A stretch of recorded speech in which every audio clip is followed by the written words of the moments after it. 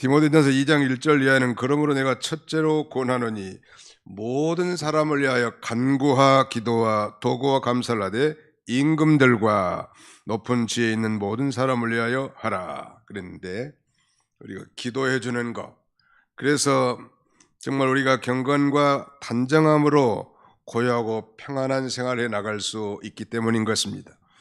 자, 오늘 본문 5절로 6절을 보시겠습니다. 그에게 이르되 보소서 당신은 늙고 당신의 아들들은 당신의 행위를 따르지 아니하니 모든 나라와 같이 우리에게 왕을 세워 우리를 다스리게 하소서 한지라. 6절 우리에게 왕을 주어 우리를 다스리게 하라 했을 때 사무엘이 그것을 기뻐하지 아니하여 여호와께 기도하며 그랬는데, 오늘 이 두 번씩이나 우리에게 왕을 세워 우리를 다스리게 하소서, 우리에게 왕을 주어 우리를 다스리게 하라, 이 말씀에 의지해서 왕을 주어 우리를 다스리게 하라, Give us a king to lead us, 우리에게 왕을 주어 우리를 다스리게 하라, 이런 제목으로 하나님 말씀을 선포하고 함께 은혜 받고자 합니다.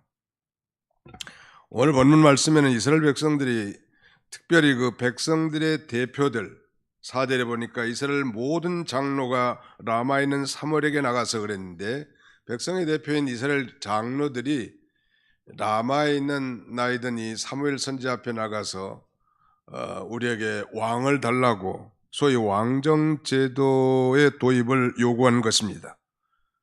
도대체 이스라엘의 지도자들이니 장로들이 선지자 사무엘 앞에서 이 세상 나라의 시스템인 소위 세속적 왕인 인간 왕정 제도의 도입을 요청한 이 표면적인 이유는 무엇일까? 또 그 표면적 이유와 달리 그 이면적인 이유, 즉 진짜 동기는 무엇인가?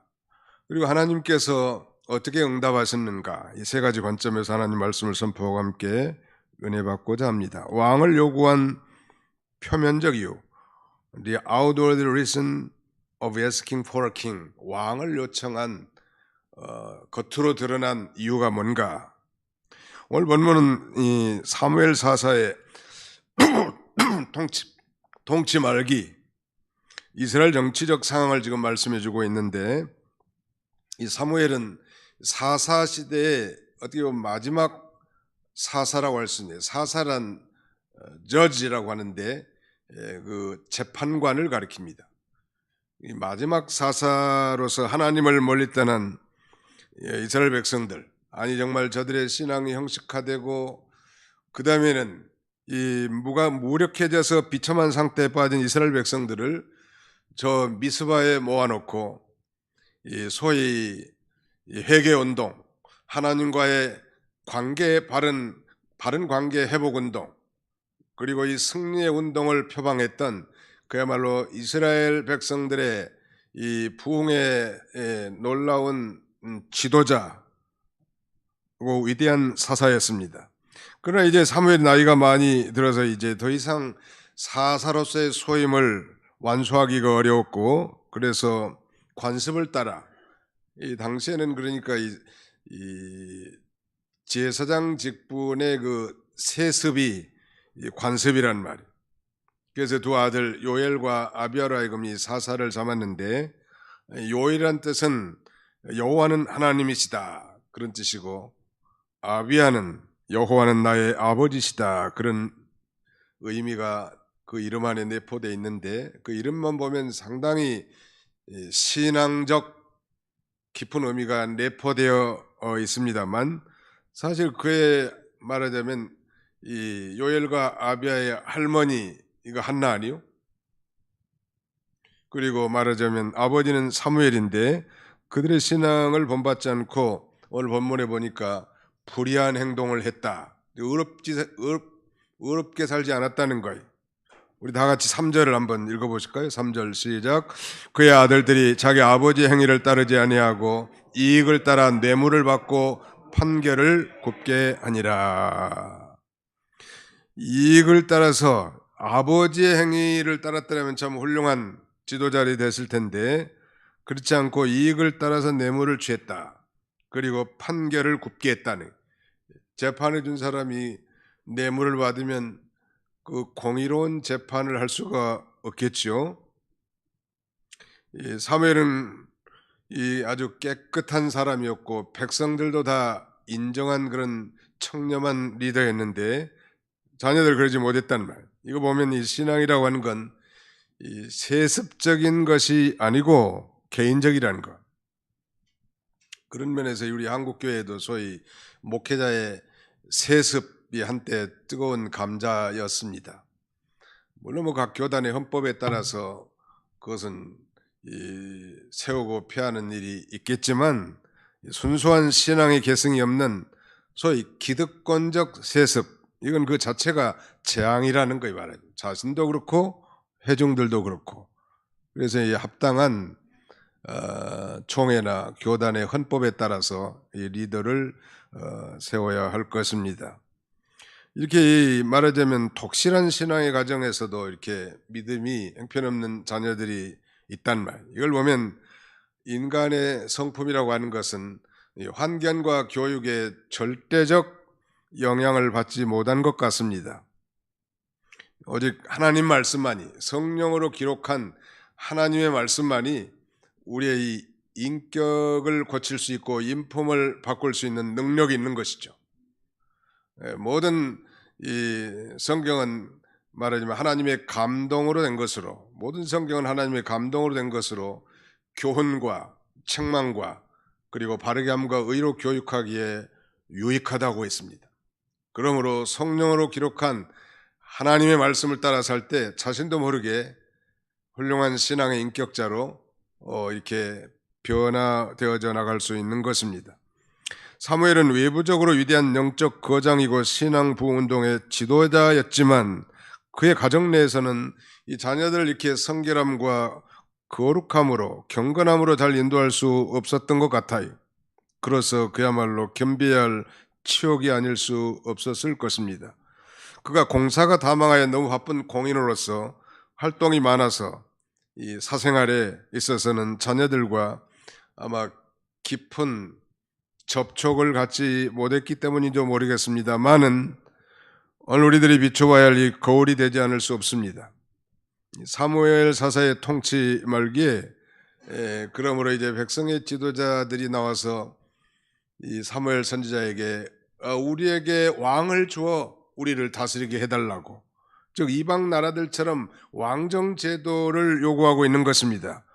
그 표면적 원인은 한 세 가지로 요약할 수 있는데 1차적으로는 사무엘 선지자의 아들들이 부패한 것이고, 그 다음에는 이방 민족들, 즉 열방의 왕정 제도에 대한 동경심을 갖고 있었던 것이고, 그래서 강력한 군사적 지휘자의 출현을 기대하고 있었기 때문인 것입니다. 사무엘 선지자는 늙고 불의한 아들 사사에게 불만을 품은 백성이 왕을 요구한 외부적인 배경은 그럴듯합니다만 이스라엘은 하나님이 사사를 세워서 직접 다스리는 소위 신정국가라고 해요. 신정국가, 소위 신정을 베푸는 그런 정치로 이루어진 국가예요.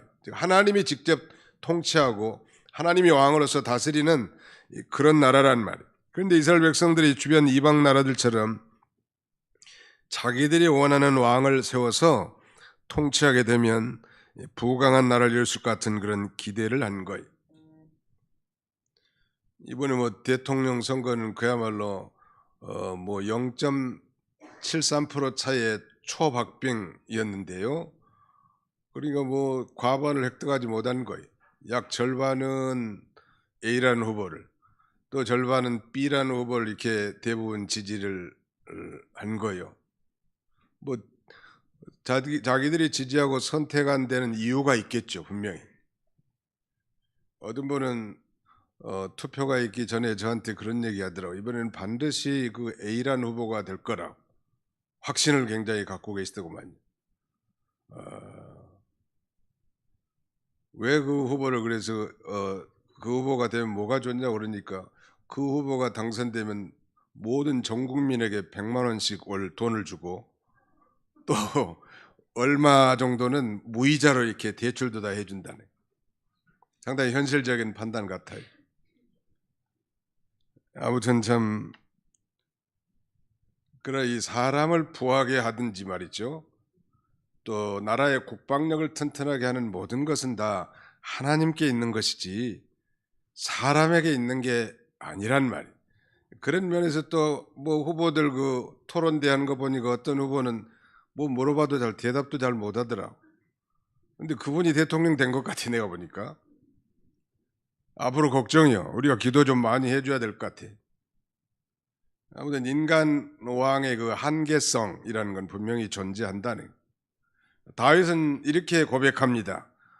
시편 145편 1절에서 왕이신 나의 하나님이여 내가 주를 높이고 영원히 주님의 이름을 송축하리이다. 다윗은 자신이 왕이면서도 하나님을 자신의 왕이라고 부르고 내가 주를 높이고 영원히 주님의 이름을 송축하리이다 이렇게 노래한 거예요. 그러므로 진정한 우리 그리스도인들의 왕은 하나님이십니다. 믿으시면 아멘 합시다. 한번 따라서 볼까요? 우리의 왕은 주님이십니다. 믿습니까? 왕은 통치자의 개념이죠. 다스리는 자. 물론 우리가 세상 왕이 부족하지만 그 세상 왕의 통치에 우리가 잘 복종하고 다스림을 받는 것은 당연합니다만 우리는 이 세상 나라에 속해 있을 뿐만 아니라 동시에 또 천국 하나님의 나라의 백성들이기 때문에 이 하나님 나라의 왕이신 우리 주님의 통치와 다스림을 받는 것이고 그 통치는 하나님의 말씀과 성령으로 우리를 인도해 나가시는 것입니다. 그러므로 그 통치를 잘 받아야 할 것을 우리에게 가르쳐 준다는 말이에요. 다시 말씀드리면 이제 왕정 제도를 도입하면 지금보다도 적어도 경제적으로나 정치적으로 아니 더 이 군사적으로 안정되고 더 잘 살 수 있을 것으로 생각했던 것입니다. 보이지 않는 하나님의 통치보다는 눈에 보이는 정말 훌륭한 왕이 세워진다고 하면 나라가 더 부강하고 안전할 것 같은 그런 환상에 사로잡혀서 그렇게 요구하는 거예요. 우리에게 왕을 주어 우리를 다스리게 하소서 그렇게 요청한 것입니다. 쿠데타로 집권한 군인 정치가들이 퇴장하고 1992년 우리 조국에는 소위 문민정부가 들어섭니다.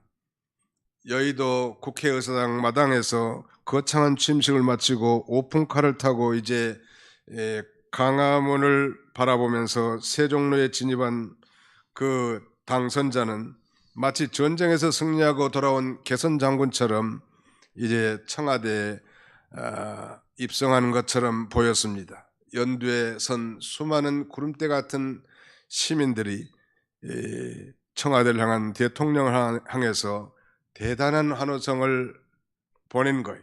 대단한 기대와 함께. 당선자는 교회 장로님이셨고 청와대에 들어가자마자 넥타이를 풀고 와이셔츠 차림에 국사를 논의하는 생생한 장면이 우리 안방에서 TV를 통해서 다 볼 수 있었죠. 서민들처럼 칼국수를 즐겨 먹는다고 하니까 국민들은 대단한 기대를 걸었습니다.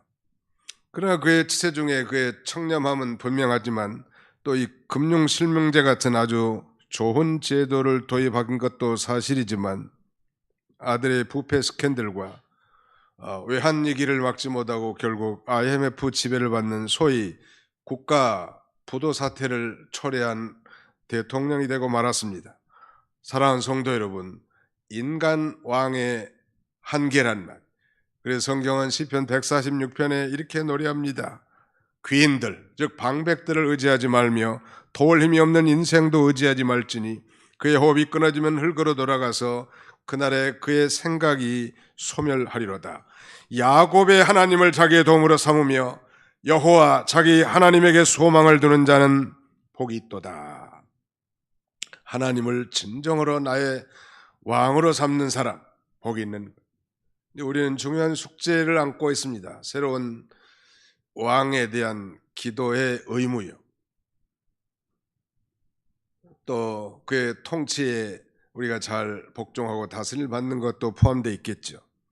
자, 이런 이 왕을 요구한 이스라엘 백성들의 표면적 이유는 그럴듯하지만 이면적 이유, 즉 근본적인 동기, 더 속되게 말한다면 진짜 동기, 요새 아이들로 표현한다면 뭐 찐 동기가 뭐냐는 말. 왕을 요구한 백성들의 찐 동기가 뭔가? 그것은 하나님이 이스라엘의 유일한 왕이시고 통치자신데 그 하나님을 버리고 소위 세속적인 왕을 구하게 한 것입니다. 더 노골적으로 말한다면 하나님이 왕이 된 걸 거절하고 인간 왕을 선택했단 말.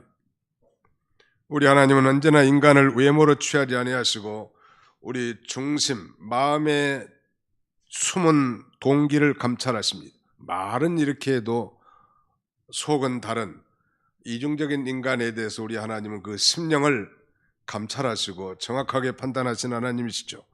이스라엘 장로들이 모여 라마에 있는 사무엘에게 가서 이웃 나라들과 같이 자기에게도 왕을 세워달라고 요구했을 때 사무엘은 몹시 불쾌했습니다. 거기 보십시오. 6절 하반절에 우리에게 왕을 주어 우리를 다스리게 하라 했을 때 사무엘이 그것을 기뻐하지 아니하여 그랬지 않았습니까? 자기 아들들을 배척한 것 때문에 기뻐하지 않아 불쾌한 게 아닙니다.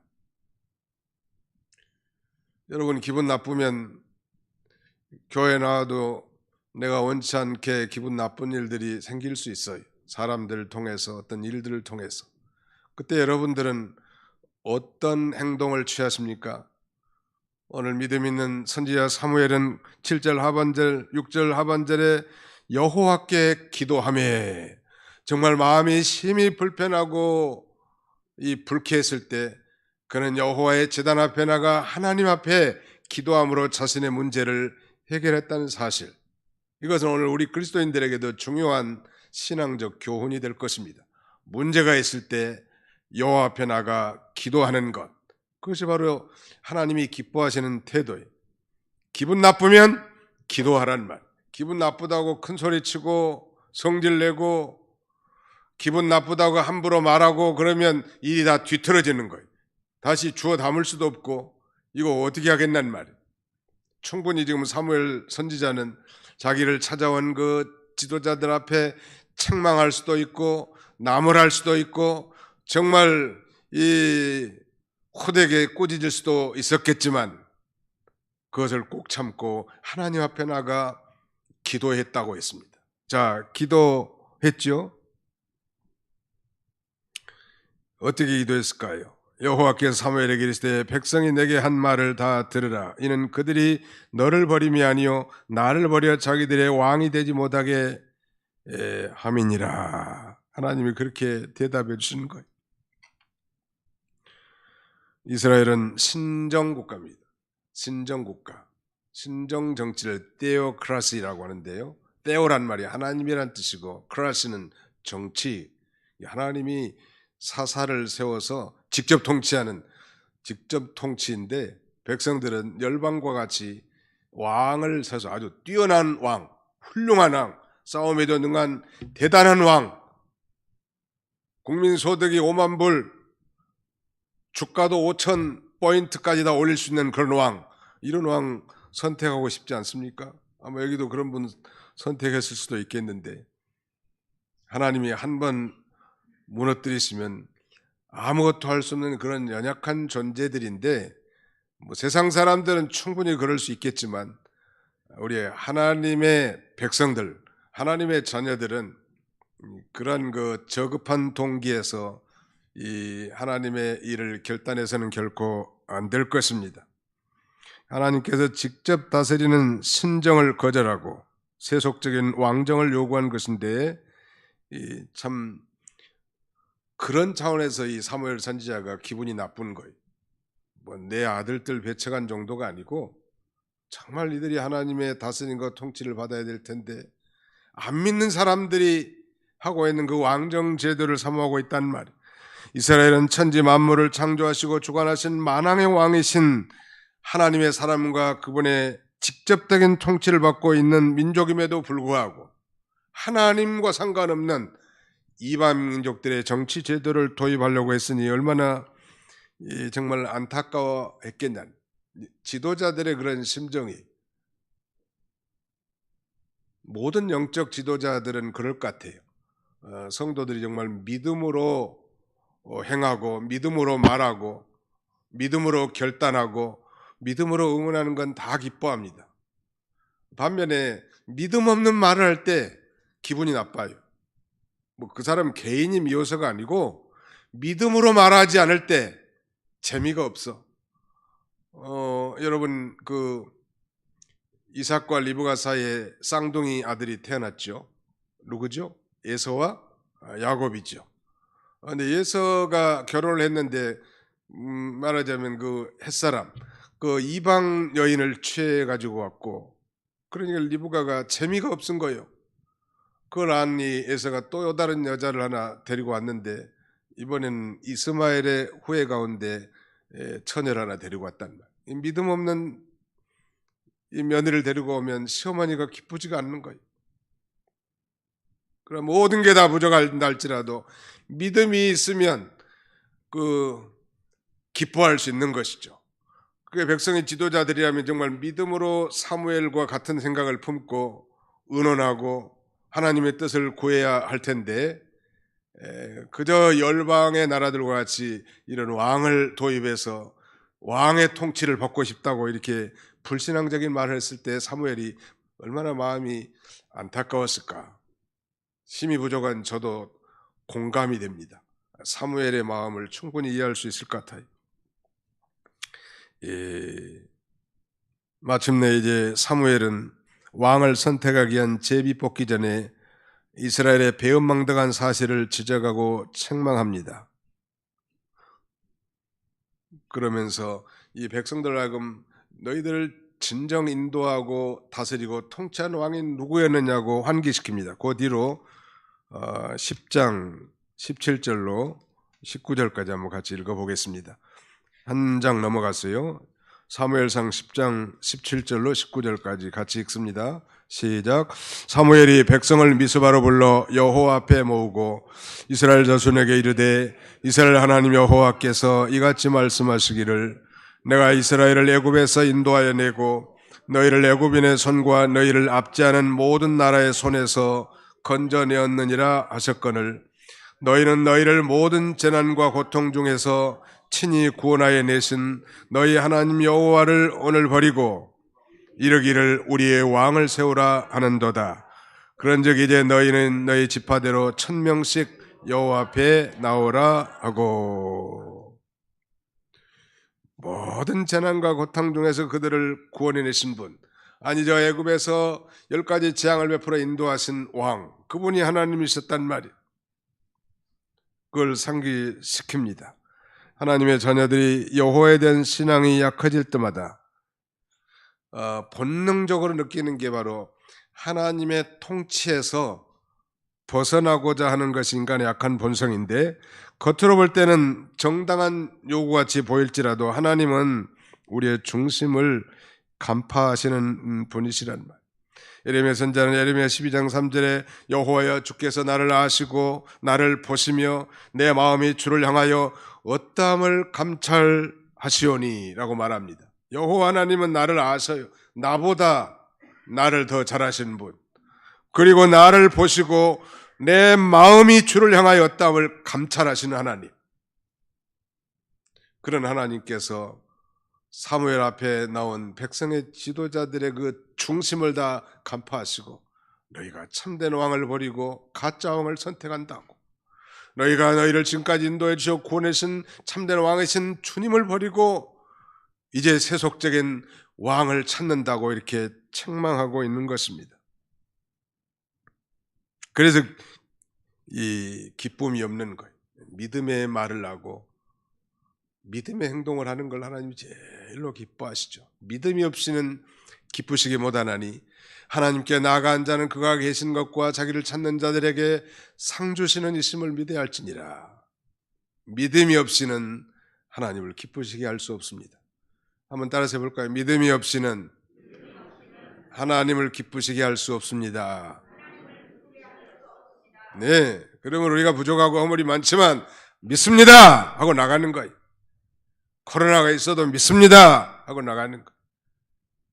가정에 어려운 일이 있어도 믿습니다. 뭘 믿어요? 천지를 창조하시고 인간의 모든 생사복과 생로병사를 주장하신 전능하신 하나님을 내가 믿습니다. 믿습니다. 믿습니다 하고 나가는 거예요.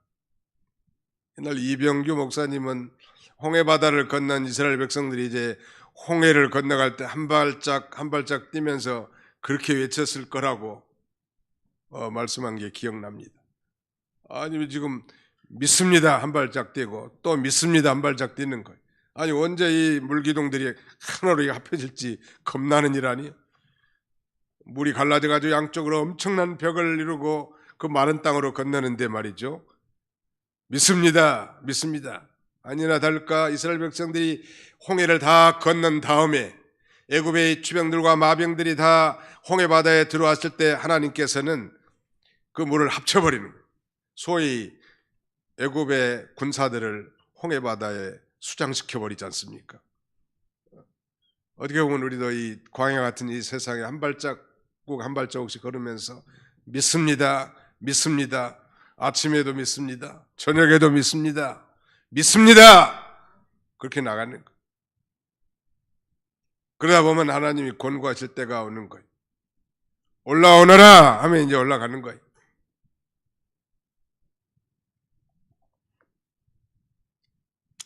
왕을 세워달라고 하는 이스라엘 백성들의 요구는 결국 유일한 왕이시며 참된 목자이신 하나님의 다스림을 정면으로 거부하고 자기들이 원하는 왕을 구하는 것이기 때문에 사무엘이 기뻐하지 않은 것입니다. 마지막 하나 이제 결론적으로 이스라엘의 요구에 대한 하나님의 응답은 무엇일까요? 그들의 불신앙적 요구였는데도 불구하고 하나님의 응답은 무엇일까? 자, 9절 같이 한번 읽읍시다. 9절 시작. 그러므로 그들의 말을 듣되 너는 그들에게 엄히 경고하고 그들을 다스릴 왕의 제도를 가르치라. 불신앙적인 요구이지만 그 장로들의 요구를 다 들어주되 왕정 제도의 폐해가 얼마나 심각한지를 알려주고 즉 왕정 제도를 알려주고 그들의 요구를 들어주라고. 참 하나님은 참 속도 좋으신 분이에요. 만극하신 하나님이고 자비가 무한하신 하나님이시죠. 저 같으면 그렇게 못했을 것 같아요. 큰 소리 쳐서 책망하지. 하나님은 참 마음이 태평양보다도 더 넓으신 분이시죠. 백성들의 요구가 정말 자기 뜻에 합당하지도 않은데 그럼에도 불구하고 들어주신 하나님.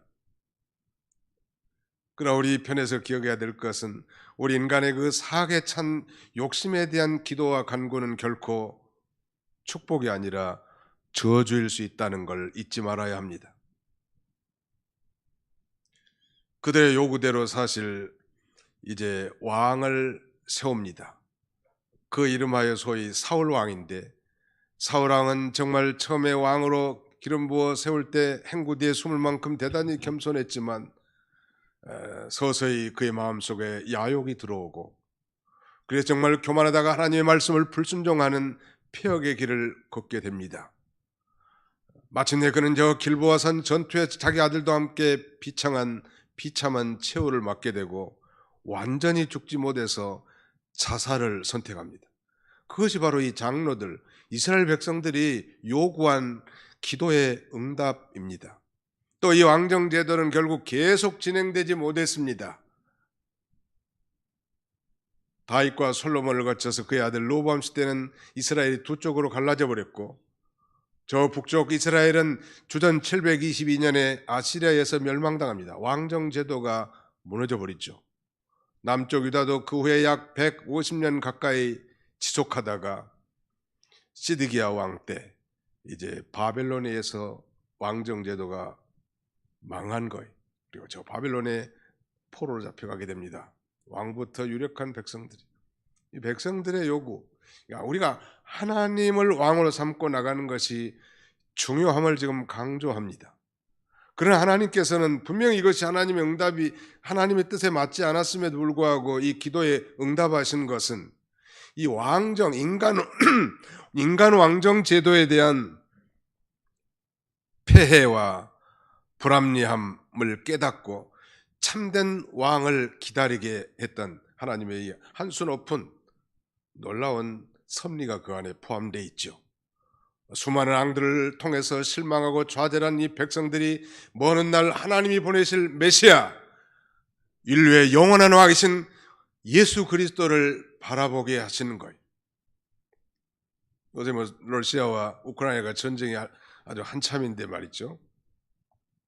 이 젤렌스키라고 하는 우크라이나 대통령이 새롭게 조명을 받으면서 백성들의 추앙을 받을 뿐만 아니라 전 세계의 사람들에게 존경을 받는 그런 인물로 부각되고 있는데, 그 반면에 러시아의 푸틴은 말만 대통령이지 왕이란 말이에요.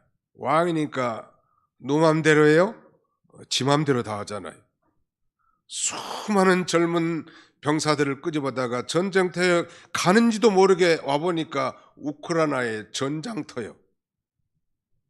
왕이니까 왕으로 세워놨기 때문에 어리석은 백성들이 그 사람 징집되어서 군대 가서 목숨을 다 담보로 하고 싸우잖아요. 그 왕 하나를 섬기기 위해서 얼마나 많은 피와 희생이 뒷받침된다는 말. 악한 왕의 탄생의 결과는 그렇게 비참한 거예요. 그래서 우리가 지도자를 잘 선택할 필요가 있는 건 사실입니다. 이런 왕정 제도의 폐해를 보면서 우리 인간들로 하여금 우리에게 정말 참된 만족과 기쁨을 주는 영원한 왕을 대망하게 만든 것입니다. 그래서 지금부터 2000년 전에 동정녀 마리아를 통해서 인류를 죄에서 구원할 왕 메시아를 이 땅에 보내주신 것이죠. 그분은 정말 우리를 강압하지 아니하고 완악하게 다루지 아니하고 정말 겸손과 온유함으로 우리를 인도하시면서 이렇게 초청합니다. 수고하고 무거운 짐진 자들아 다 내게로 오라. 내가 너희를 쉬게 하리라. 그 누구도 할 수 없는, 이 세상의 왕들이 말할 수 없는 위대한 선언을 하고 초청을 하는 것입니다. 왜냐하면 인간은 죄로 말미암아 영원한 죽음을 죽을 수밖에 없는 비참한 존재였으나 그 죽음의 근본 원인인 죄를 예수님이 대신 지시고 저 십자가에서 구속을 완성하시고 그렇게 초청하는 거예요. 죄로 말미암아 정말 인간이 수고하고 무거운 짐진 자와 같은 그런 인생길을 사는 우리를 초청하여 누구든지 그 예수를 자신의 구주로 영접하는 자에게 정말 세상에서 느낄 수 없고 받을 수 없는 하늘의 평화, 안식을 주시겠다고 초청한 것이 그런 왕을 바라보게 한 것입니다. 그 왕을 우리는 나의 주님이라고, 나의 왕이라고 이렇게 선포하고 따라가지 않습니까?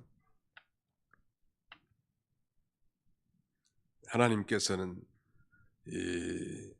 우리의 기도가 그의 방향과 다를지라도 때로 응답하시긴 하지만 그것이 반드시 축복이 될 수만은 없다는 것. 그럼에도 불구하고 그 어려운 상황을 체득하여 참되고 영원한 왕을 대망하게 하신 하나님이십니다.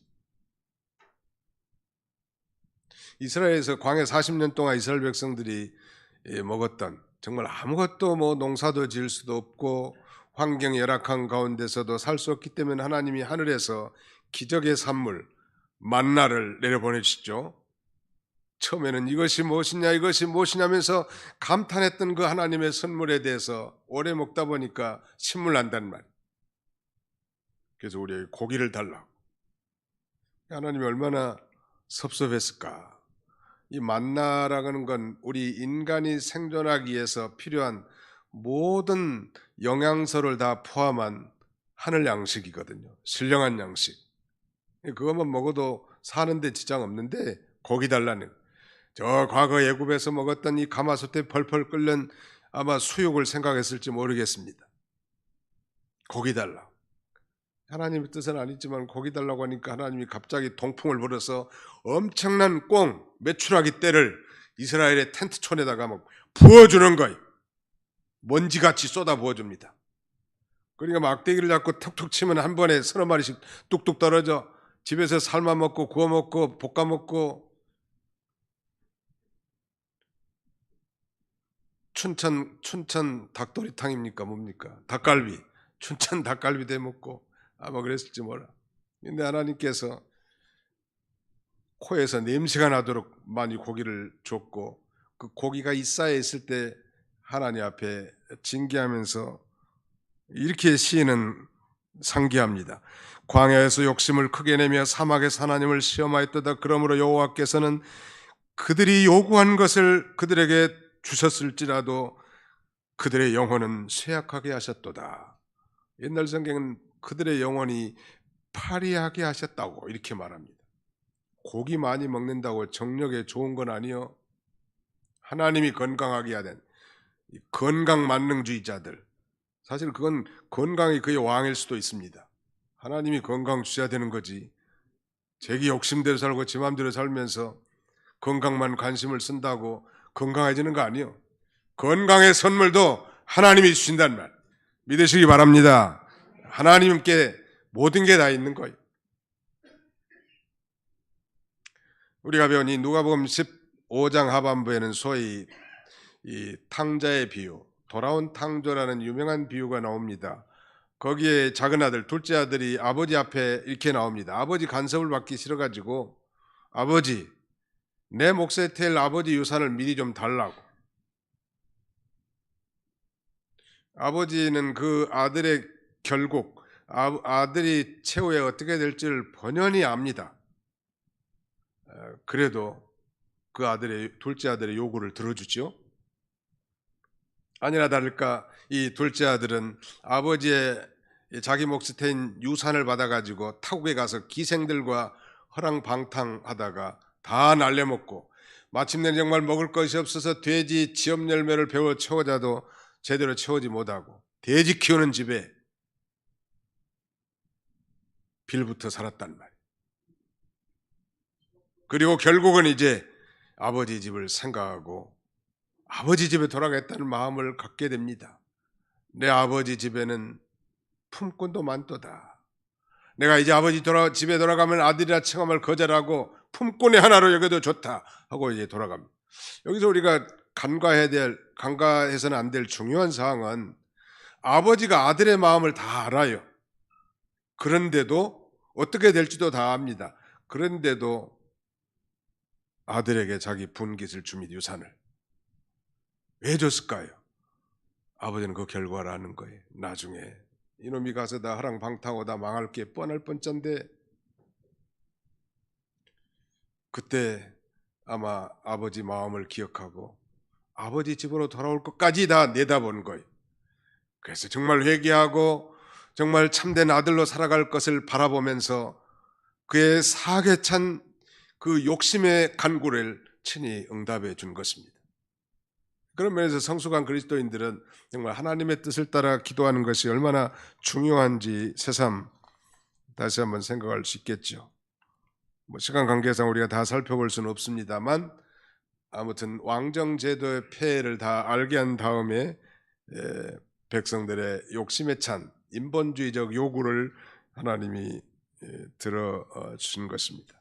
우리 이번에 국가적으로 또 다른 왕을 선택했습니다. 이미 말씀드린 대로 성경은 임금들을 위해서 기도하라고 했기 때문에 그렇게 해서 우리가 모든 경건함과 단정한 중에 우리가 믿음 생활을 잘 할 수 있을 거예요. 우리는 내 의지와 상관없이 선택된 임금이라 할지라도 그 유정자를 위해서 늘 기도해주는 성숙한 그리스도인들이 다 되어야 되겠습니다. 반면에 다윗이 고백한 것처럼 왕이신 나의 하나님이여 내가 주를 높이고 영원히 주님의 이름을 송축하리다. 이 왕이라고 하는 것은 나의 통치자, 나를 다스린 자, 나의 목자 그런 의미가 있단 말이에요. 그럼 오늘 사랑하는 우리 모든 성도들의 심령에 여호와 하나님을 자신의 심령 보좌의 왕으로 모시고 그분의 거룩하신 통치와 다스림을 받아 복된 인생을 살아가는 저와 여러분들이 다 되시기를 주님의 이름으로 축원하는 바입니다. 기도합시다. 기도하겠습니다. 살아계신 우리 아버지 하나님께서 오늘도 사랑하는 우리 모든 성도들을 원근 각처에서 불러 모으시고 새벽부터 이 시간까지 또 온라인으로 가정에서 이 비대면 예배로 하나님 앞에 예배할 수 있도록 은혜 주심을 진심으로 감사하고 감사를 드립니다. 우리는 국가적으로 이제 새로운 왕을 선택했는데 우리의 선택의 유무에 상관없이 이제 이 세상 왕에 대한 우리의 기도의 의무, 또 그의 모든 다스림과 통치에 잘 복종하는 의무를 잘 감당하게 해주시되, 우리는 동일하게 또 하나님 나라의 시민과 백성으로서 우리의 참되고 영원한 왕이신 주님이 우리의 왕인 줄 알고 하나님의 말씀과 성령 우리를 인도하실 때에 그 통치와 다스림을 잘 받아 정말 번영되고 축복된 그런 인생의 삶을 살아가도록 우리 하나님이 함께하여 주시옵소서. 과거 이스라엘 백성들이 여호와 하나님이 왕이 되셔서 정말 저들을 인도하시고 환난과 고통 가운데서도 그들을 구원하시고 함께 하셨던 그 하나님께서 오늘도 우리 성도들 가운데 어려움 당하고 고통 중에 있는 성도들, 정말 우리 힘으로 할 수 없는 모든 문제를 가지고 있는 성도들에게 친히 왕이 되어 주셔서 해결해 주시고 다스려 주시고 위로해 주시고 통치해 주셔서 어려운 가운데서도 하나님을 이 왕으로 모시고 살아가는 우리 모든 복된 성도들이 다 되게 해 주시옵소서. 예수님의 이름으로 기도하옵나이다. 아멘.